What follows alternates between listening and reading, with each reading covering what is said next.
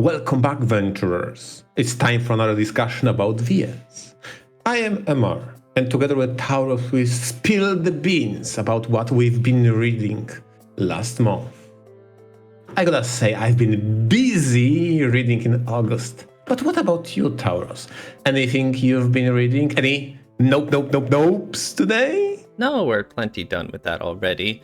I've been reading OELVN called Kimochii Classroom. And it's interesting in the sense it's a free product, and the production values are actually very impressive for what I would expect out of a free OELVN. So I give big props to that. The general premise is that our main character is typical high school main character boy, attending class and living his normal high school life in a not Japan sort of place, and it is Japan. You know how it goes. The game's summary page will tell you that he's living his normal life until he finds something strange going on with one of his classmates, Felicia, and then his normal life turns upside down.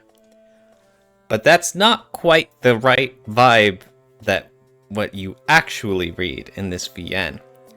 Because definitely, my biggest problem with it so far is that it is completely devoid of any real conflict. And thus, it ends up being quite boring, in a sense. I've mentioned this before, there's 3 questions that pretty much every story, no matter what medium you are, all require. And number 1 is, who are these characters? Number 2, what do they want? And number 3, what is stopping them from getting what they want? Because that is the most basic formula to create tension. There's a struggle involved, and we're interested in seeing these characters if they can achieve their dreams or if they fail along the way. And the big problem here is that our main character doesn't seem to be in want of anything. He's just, a very typical standard visual novel high school boy main character. And by all accounts, he's just living a perfect life. He goes to school. You know what's funny? Oh, yeah, what's up? Now that you mentioned that, even the most convenient, laid-back harem anime or anime-adjacent VNs that portray protagonists living their normal life, they often have a wish along the lines of, I wish my life would continue to be as blissful and uneventful as possible. And that's the core premise, because the hijinks interrupt his peaceful life. And that becomes the drama. Yes, exactly. I'll say more about it in a bit. But in Kimochii Classroom, he goes to school, and he goes through his classes, and some of them he hates more than others. He's got his cute childhood friend. She helps him study math along the way.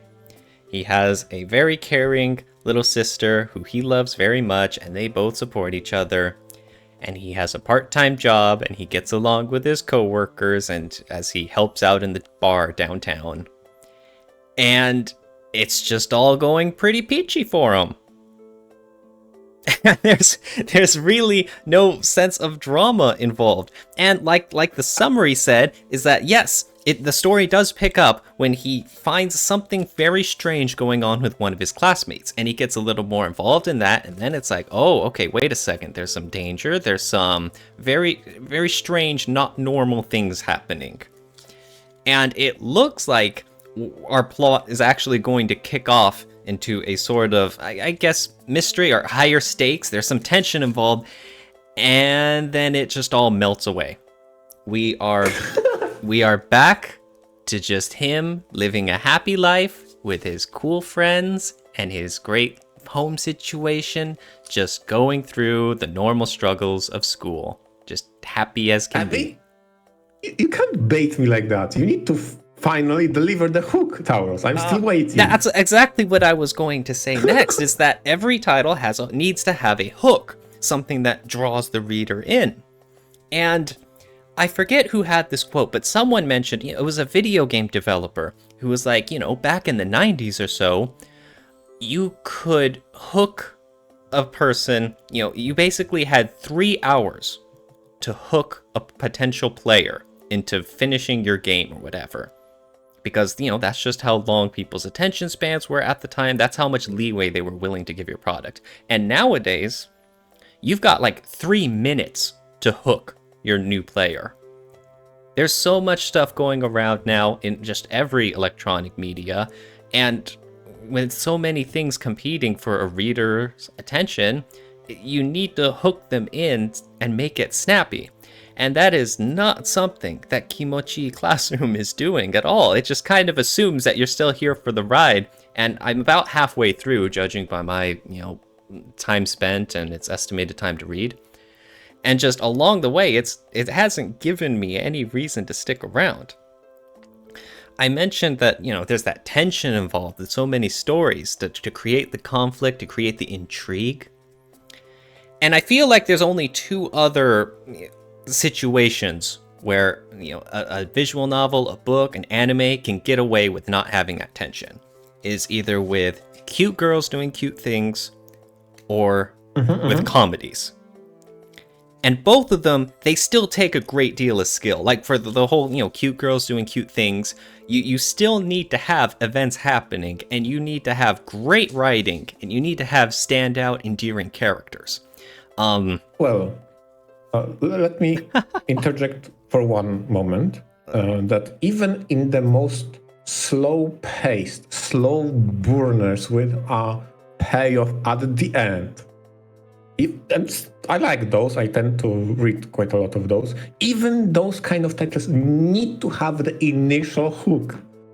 Otherwise, majority of people won't bother. Yes. And I mean, this is separate to the whole hook thing, because that hook thing is just present for everything. Everything needs to have something to grab the reader's attention, But as for the comedies, I mentioned before, and even then, comedies, you need to have great jokes and or just funny situations, or great timing, or just really solid fundamentals involved, and that's not easy. Both of them is not easy if you're not going to have the basic structure of a story involved. And I mean, not to be on top of that, humor is also subjective, so not every joke might land. Not helping with the translation efforts, although this is English original. Yeah, that's always a threat if just a comedy doesn't land, and I'm not too concerned about that. That's not really the issue here. Okay. But the problem here, well, number one, we mentioned there's that lack of tension involved, but also it's just Kimochii Classroom isn't really giving a reason to keep reading at all. It feels very empty, and it's just this guy living a happy life, and it's not even the kind where you can just watch along and just enjoy it, because it's just so boring. There are so many words, so many lines that just seem to exist for no reason, but yet you're reading it anyways. There's one part, you might have seen it from the screenshots going by. Your main character has to take a math test. And by God, you, the player, are actually going to solve these math problems. They give you the question, and they give you a blank page of scrap paper, and they expect to see, you show your work. And they don't even give you like simple or direct math problems. They straight up want you to factor out the variables from these expressions and simplify it out. And it's just like, what are we doing here? Why is this visual novel making me do high school math? Like, I liked math. Do the homework. I liked math in high school, okay? I liked that field. Yeah, I was able to answer these. I knew what I was doing. But still, I didn't like doing this because it's now 2025 and I'm well out of high school and I want to read a visual novel. I want to be entertained with like stories and stuff. I don't want to be doing this stuff. This is not furthering the story. It's not accomplishing anything. Like, you have some... Yeah, but you need to immerse yourself into the school, do the equation now. See, okay? I bet you would like that, because that's the sort of sicko you are. Yeah, that's true. I'm that kind of sicko.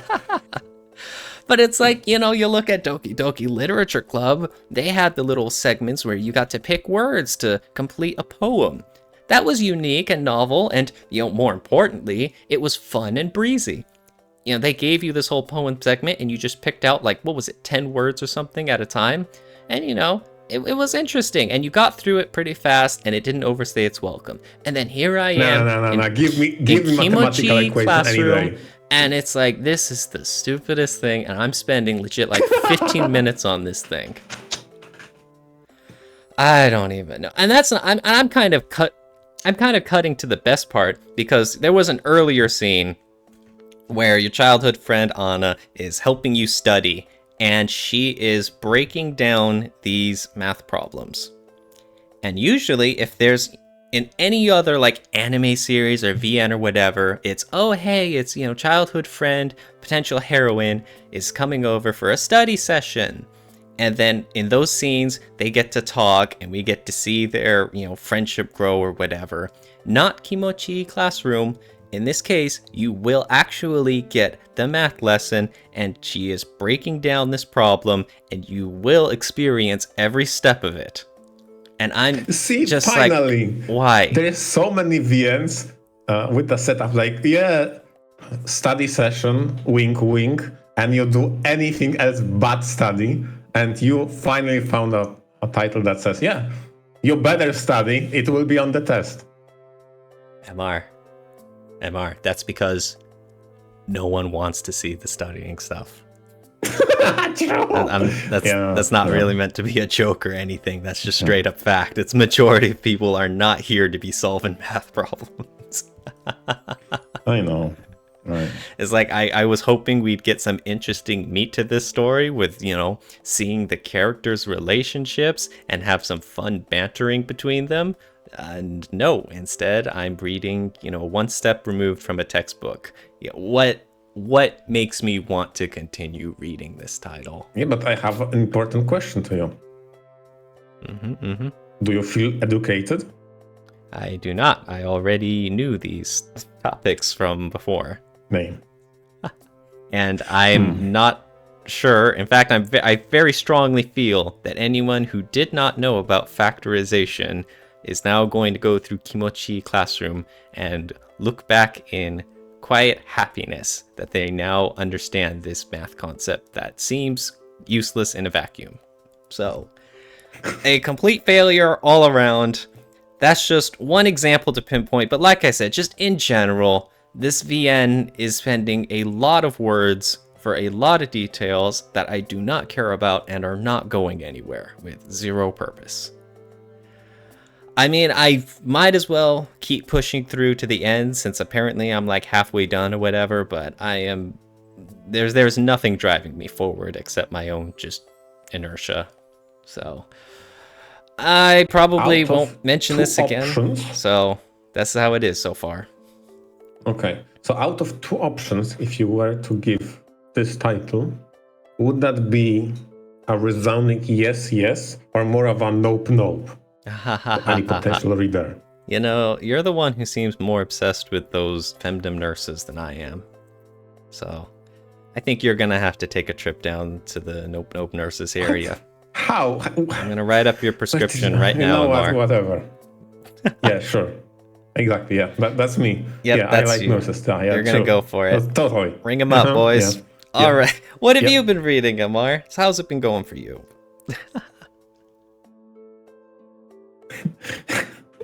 I don't know how to transition your title. Just go for it. What have you been up to? I had to do my homework, and my homework is all about lore. So I found the most lore title I could that explores fauna part of a Ransverse. So this is Galzoo Island. Where do I even begin with that title? Oh god, let me read the synopsis, okay? The protagonist, Leopard, Leo for short, is a disciple of Batch, a very famous monster tamer. Yet, he can't even tame weak monsters yet. So he's like a trainee monster tamer right now. But one fateful day, he meets with a monster girl, Captain Vanilla, who asks him for help and teleports him away to a mysterious island, and hence the Galzoo Island. The island is created by Baron Squid and his personal paradise. He abducted monster girls all from the entire world in order to choose one to be his wife. And that's how this title starts. What a wacky adventure. To summarize how the story progresses, the first thing that comes to my mind, I don't know if you remember or know, there was a cartoon, Pinky and the Brain, and this is the game loop that you will experience here. Yes, I do. Every certain period of time, you will see the side of the antagonists. In this case, the main one was the Baron Squid that says, okay, what are we doing this week? Okay, this week I want to get married. And you foil his plan and he said, drat, damn it. Okay, next week we'll do the same thing we do every week. I want to get married. And this will keep repeating itself. And it is such an Alisoft style of humor of having a very weird premise, in this case, an created artificial island full of animals all across the planet, kind of forming a weird zoo of sorts. You're playing the role of I guess I can liken that to a Pokemon master. Your role is to collect them all before time elapses and Baron chooses his bride. There's so much to unpack in that. On top of that, because that's not enough, we have to abide by some divine rules, such as the style of Alisoft, I suppose. So no monster girls can die or get pregnant. Those are the two most important rules everybody's bound by. As in they're not allowed to, or it physically can't happen? Those are divine rules. I don't know how to answer that. Oh my god, you can't. Okay. That's it. Okay. For whatever magic reason you can imagine, they cannot do either. So, okay, I guess that's the setup we're playing with.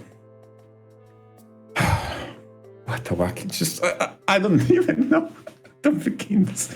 Okay, so you brace yourself. Okay, so you have the plight by the Captain Vanilla. Interestingly enough, all those names of the monsters are the respective species, okay? And all of those monsters, my reaction was kind of from that meme of sorts of like, oh, I now understand those references, because those are from the games. From all across Alisoft titles, you kept facing those monsters in random battles or events. So you understand, you see, and you remember all of those. But this time they have a character. They speak, they talk, and it's your role as the protagonist to tame them all before the time elapses. And boy, will I talk about the time today. Oh, you better believe it. So, slowly, you get your bearings. As all great adventures start, on a new artificial island, you choose your abandoned battleship from World War II as your base of operation. I don't know. Don't question it. Okay, don't question it at this point. And this is your home base, your Pokemon Center, as it will. And you start collecting.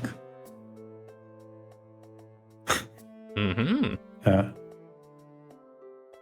So you mentioned that this has gameplay aspects too, right? Yes. Yeah, yes. How so? It is a dungeon crawler. So the game consists of 8 stages. I think 8. 8 or 9 or something like that. There's stages, and each of those stages features the unique fauna of the world.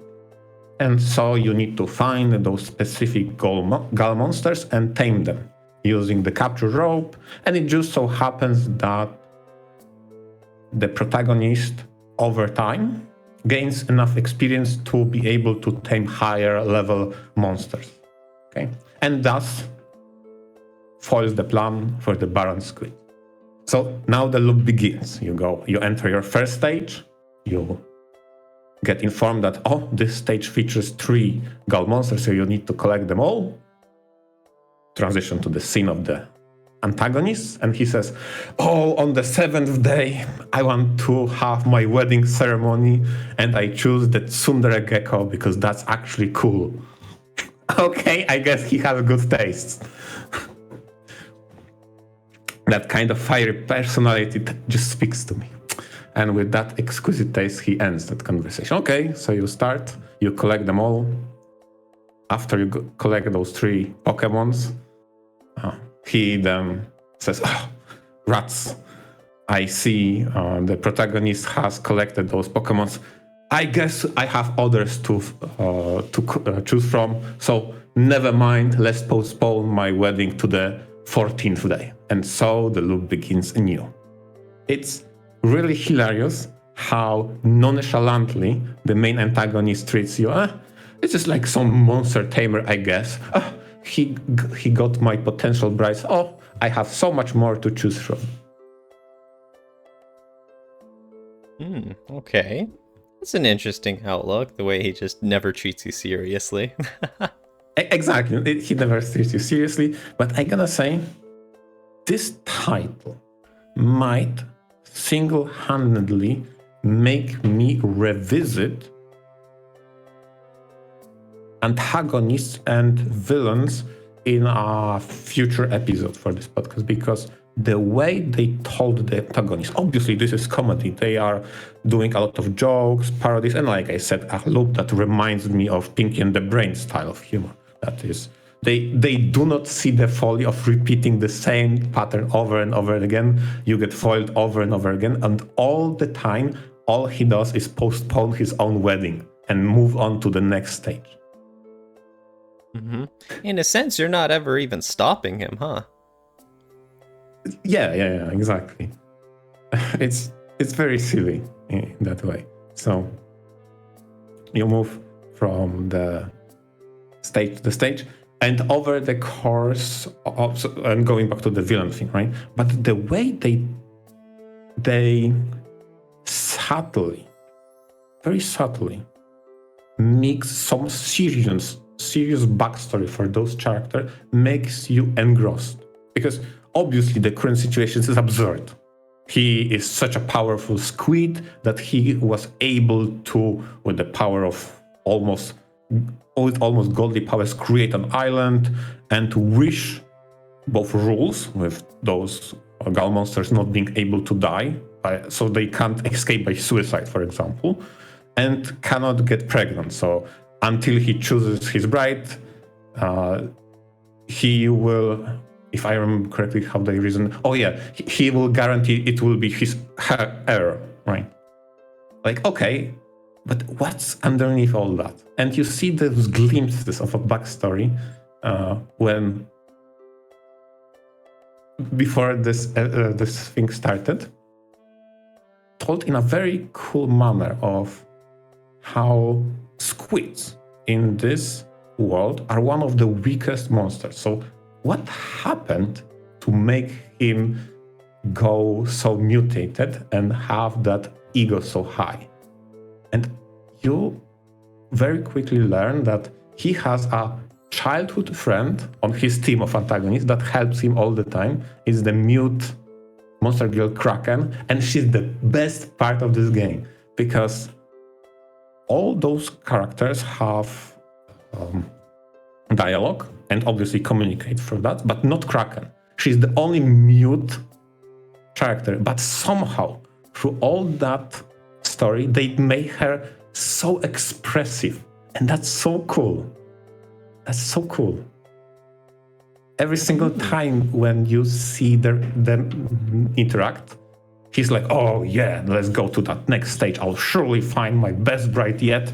Those previous ones, they don't count. They were so last season. And she supports him reluctantly. Because you see that she was his sweetheart when he was young, when he was powerless Squidman, and he had the courage to confess his feelings to her. And something happened, that's the big mystery, that made him the godlike being that he is now. Man, that is such a cool intrigue. Man, that was so good. That kept me going despite all many flaws that I'm now going to tell you about. Because let me tell you, this is an old title, okay? That means it's one of those titles that have a serious problem of what the fuck do I do now? And where the fuck do I go? Kind of problem. I would not advise anybody approaching this title without a walkthrough. Because some early stages gives you false sense of security. Like you enter the forest, and in the forest you just walk around. You find a random encounter, and then you can hunt your chosen Gal monster. So you increase your collection of Pokemon. But you slowly learn, especially if you go to the dreaded pyramids of Alisoft, that this shit gets complicated and cryptic as hell. You need to jump through hoops, pull levers, walk backwards, go find ancient tablets, do some ritualistic crap. Oh my freaking god. And remember, all the while, this is a gameplay VM. It has a time system. Every single action you do takes a portion of your time, and days are counted. So every single move you have to make deliberately to not waste time. I cannot understate. I just cannot say to you how many times on that freaking pyramid I loaded because I wasted so much time not knowing where to do and what to do. And I wasted entire days of content. So I had to go back a couple days because when he gets a bride, it's game over. The game ends. So it's hard stop. That's your deadline. And every single day, you have to make the best choices to progress the story the most you can. And some of the events, who designed those, I don't know, are like, oh yeah, if you meet this Gal monster for the first time, she disappears. Get her next day. Like, what the fuck kind of event is that? Why? Oh my god, some of those events are so devilish. It's crazy. So you need to have a plan. Okay, so I need to trigger the event for the Gal monster to escape so she comes back tomorrow. So today I trigger that, but I also hunt for another one. So you have to plan meticulously something you have absolutely no idea about. Just don't approach this game without a guide, or you'll lose your mind, as I did. It's test your patience, definitely. But as in all Alisoft titles, at some point, using a guide, you'll get a hang of how to approach things. Maybe you'll load a few times. Maybe you'll optimize certain things. The gameplay is pretty forgiving, all things considered. The Pokemons that you capture are very interesting, and it's crazy how stacked over roster the first stage had. I was laughing super hard. Okay. Think about this. So in the world of Rand's universe, there's a very weird collection of different kind of Pokemon / Gal monsters of different inspirations. And in the very first stage, right, I'm thinking, okay, I like rabbits, I like maids, and tsunderes are cool. And that's exactly the first stage. It had a maid lady, a Gal monster, it had the bunny Gal monster, and it had a tsundere. And that was so hilarious. My favorite Pokemons were all on the first stage. It was so funny. All of those characters had unique personalities, and it was interesting trying to grow, first catch them, and kind of in similar fashion, again, there's a reason I keep comparing that to Pokemon, because after you acquire the companions, you then grow affection with them, and then you progress with the relationship meter, and then through enough points of interaction, they get some gameplay bonuses, okay? So that's the usual gameplay loop. But man, is that game silly. In a good way, right? Yeah, definitely. There's a lot of absurdity. Because remember, we are talking about Alisoft.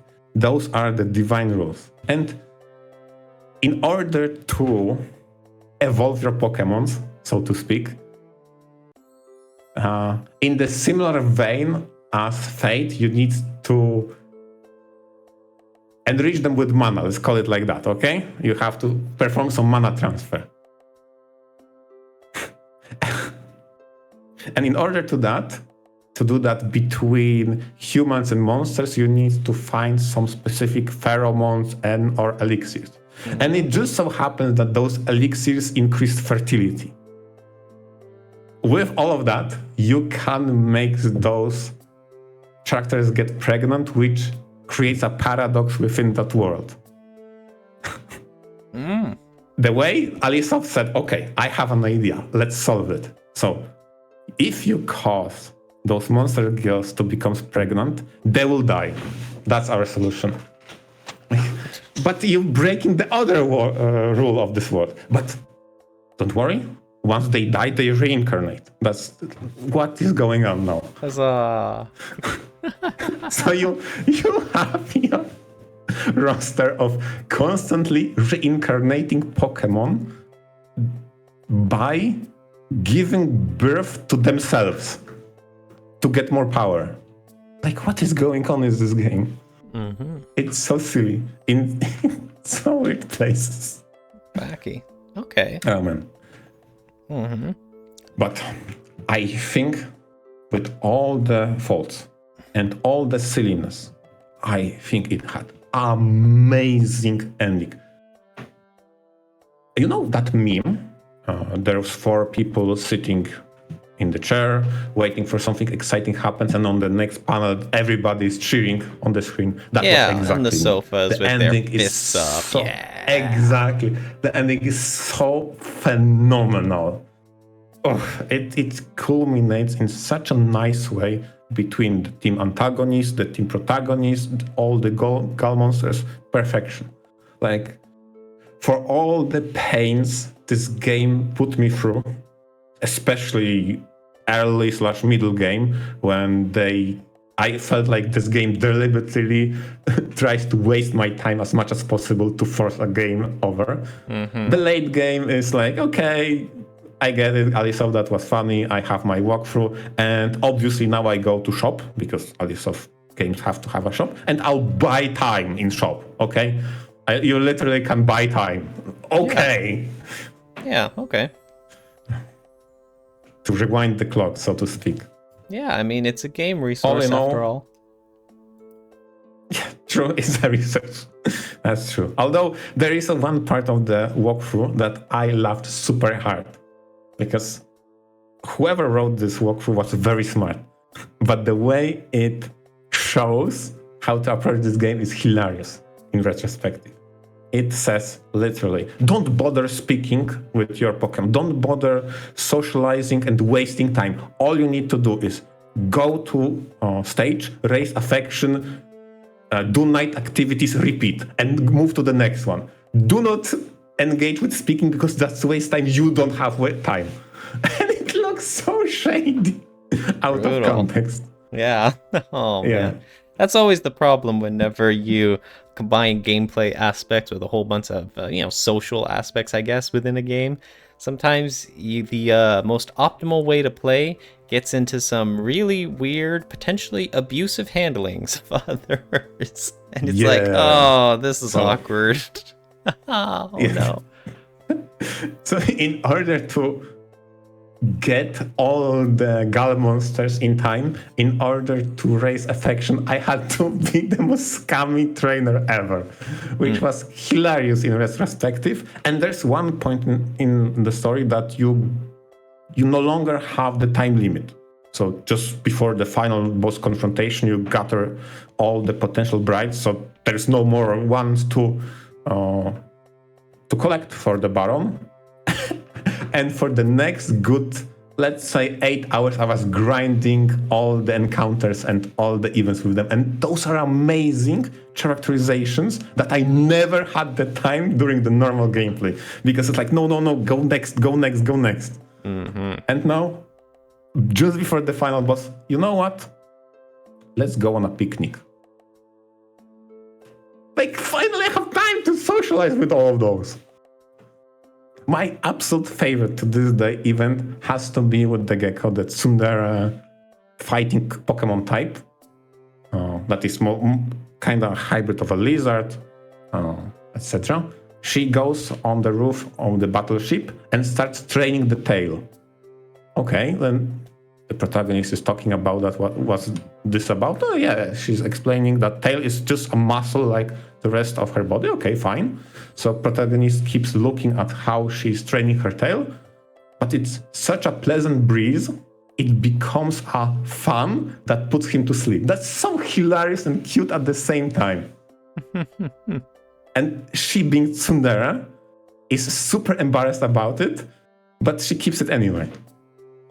Like, that was so freaking amazing event. It's such a shame I didn't have the normal time to experience that because I had to rush. Because time is of the essence. Mm-hmm. So all in all, it was a fantastic title with big flaws. Please approach with caution and a walkthrough. But I feel like the payoff is just spectacular. Mm-hmm. Nice. Some games are like that. Some games are like that. Yeah, it's a bumpy road, but eventually you get there and you can at least look back with some sort of satisfaction. Yeah. Oh, true. Because if the ending was disappointing, I would be speaking completely different language, mind you. Because those pyramids took me from hell. I was losing my sanity there. I don't know why. All Alice of titles have to have some weird puzzle cryptic pyramids in them, but none of Alice of titles feature the freaking time limit. So at least I had a leisure of solving those puzzles instead of just running around in circles and breaking invisible walls to progress. Like, who designed that? Oh, you know what? Moving on. No. The second title I brought today because no. Okay. The second title I brought today to talk about is Black Souls. Now, this again falls into the sort of weird gray area of an RPG Maker game / visual novel and somewhere blurring the lines, right? Yes. Honestly, Black Souls is very hard to describe. Because it has, hilariously enough, a soul of a VN and a soul of a soul-like game. And I don't think it's either, honestly. I played it to completion, and it has a lot of very well-made VN segments, but it's not quite there. I can't confidently say it's a VN, but it has so much text, so much scenes, so many choices even, which is unexpected, honestly. I didn't expect so many variances here. That it is very close to a VN. But on the other hand, it has retained the way Souls-like game tells story, because a lot of gaps in the dialogue is filled by environment. There's a lot of environmental storytelling going on in this title, which I find very intriguing. I mean, there is that gameplay element that Souls are known for, You are an undead, you cannot die. If you get defeated, you lose your progress, but you can grab that progress back if you reach the same point. This is present here. And you have those boss fights that are challenging until you figure them out, then they aren't as challenging. This is still somewhat preserved. So it has the soul of a soul-like game, and it has that soul of a VN, but I don't think it's either, honestly. But what it has in spade is atmosphere, because if there's something that this game does very well, is the atmosphere. There's a lot of times you just move through location that tries to sell you on what is going on. You see a lot of detail, which is very, very impressive for an RPG Maker game.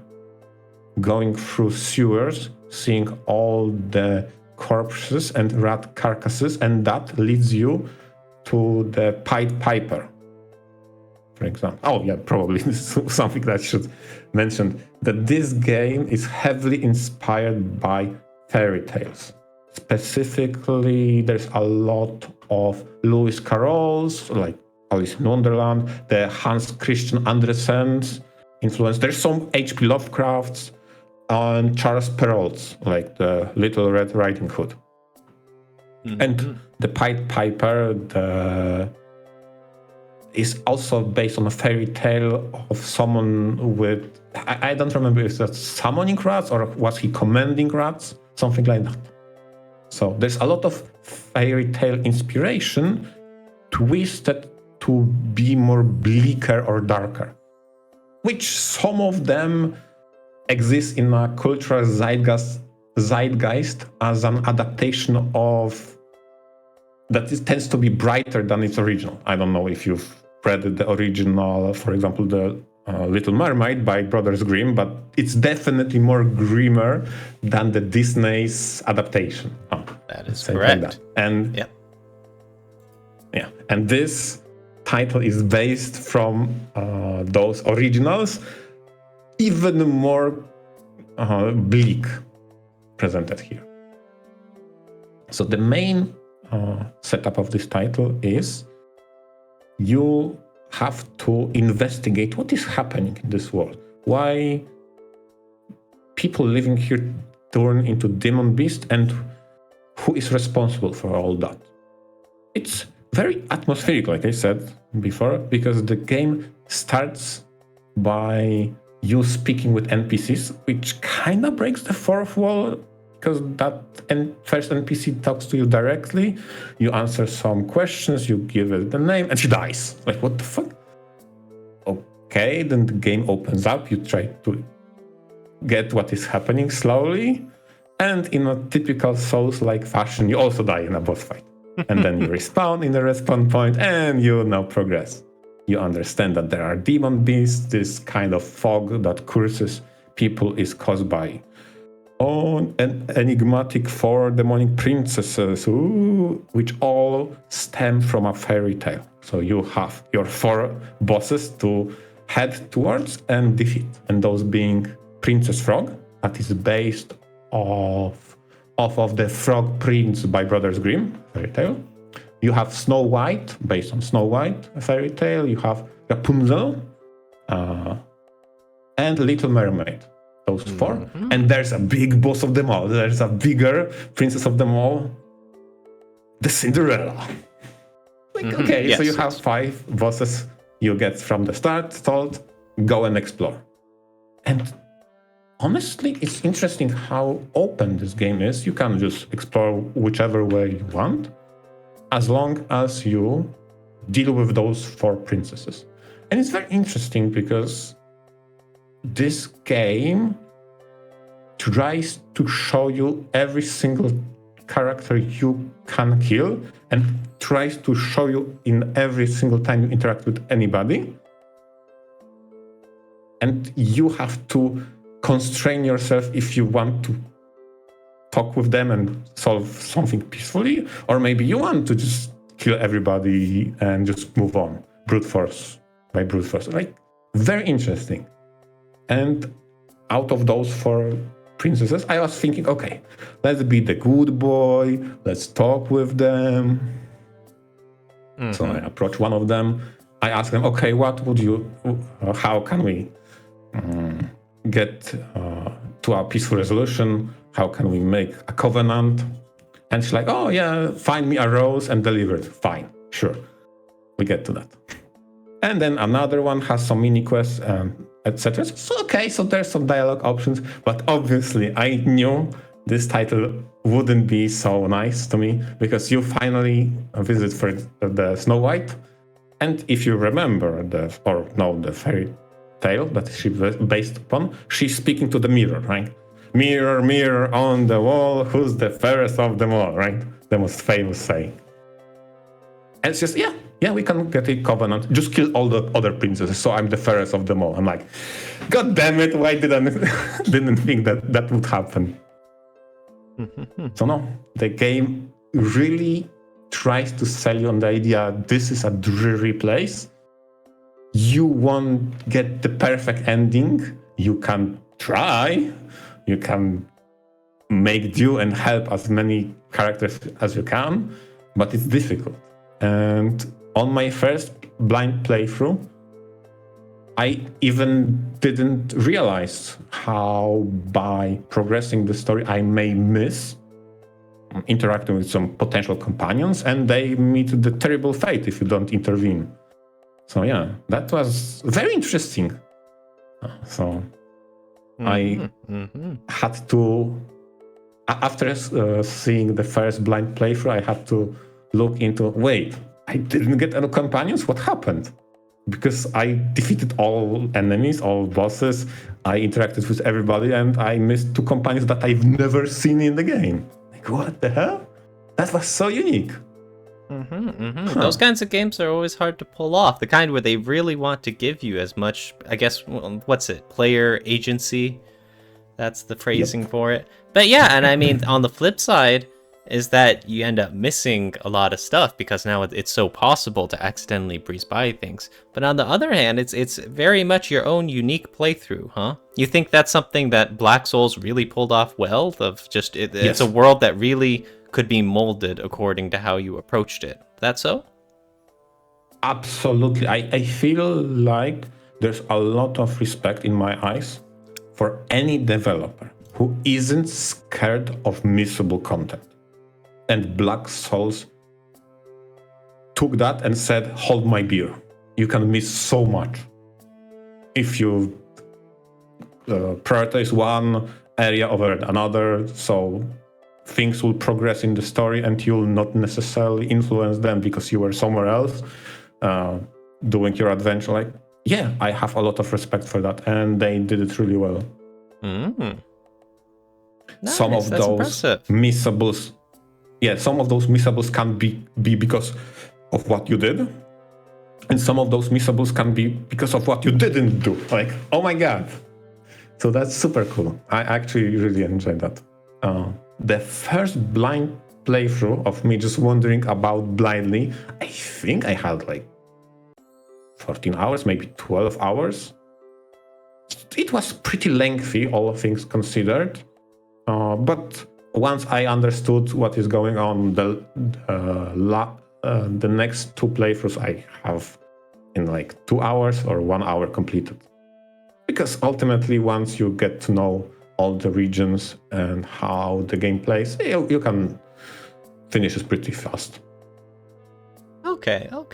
But you know me, every single time I encounter a boss, I'm like, that's a cool reference, let me alt tab, let's see what it's based upon. And thankfully I knew a lot of them.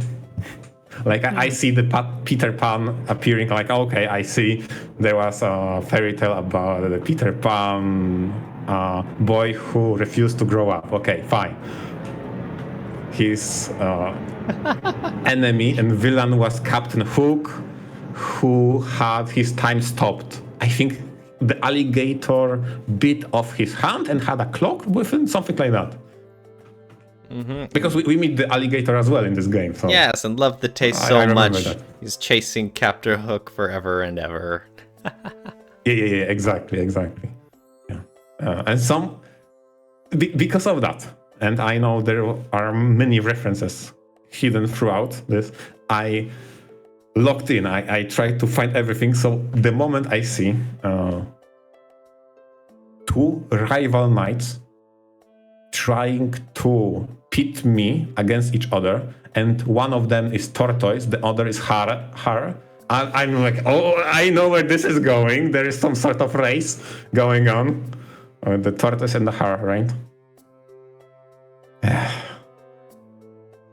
It's fun. I gotta say, I very much enjoyed finding all those fairy tales and trying to pinpoint where is that from. Oh yeah, the Wizard of Oz was very cool. Also, the reference. One of your early NPCs / companions you meet is Dorothy based on the Wizard of Oz, and she says, "Okay, I'll join your quest if you defeat 3 companions," and that would be the Cowardly Lion, the Brainless Scarecrow, and the Heartless Tin Man. Like, okay, I know where this is going. Okay.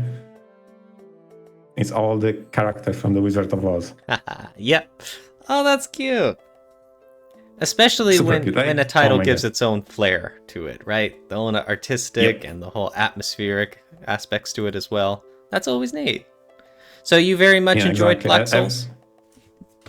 Yep, every single encounter is like, okay, I know this reference. How much more bleak would they sell on that premise? Yeah, it was interesting. It was very unique, and I hear a lot of good things about the sequel, so I have my fingers crossed. Please release the sequel, because I really enjoyed this one. Yeah, I've heard a lot about Black Souls 2, yes. It's weird, because I feel like when it comes to the typical ways we rate VNs, like character development, how there was a character. I don't think many characters did develop. I think that's not the way this one told the story. It's more about the atmosphere.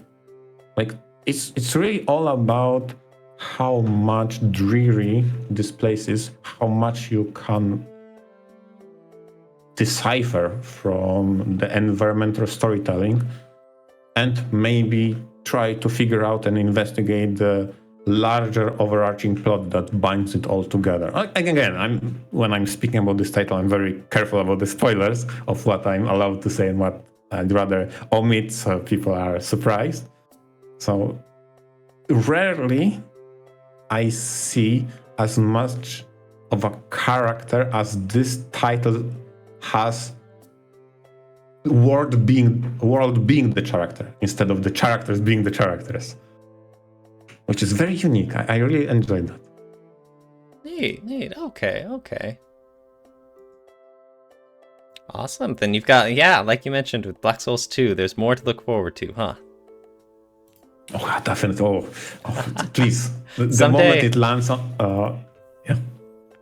I'm on it. I got pulled into the fairy tales now. Oh my god. Oh, man. That's interesting. Then, hey, you've had a very busy month, and we've had a whole lot of good times with the stuff you've been reading. That's good to hear. Awesome. Hell yeah. Plenty more to look forward to in the future for next month as well. Yeah, exactly. Okay, and I think this is a good place to stop for today. So thanks all our listeners for listening in. Thank you all very much. Hope you all enjoyed, and we will see you next week. With that, venture out. Venture out.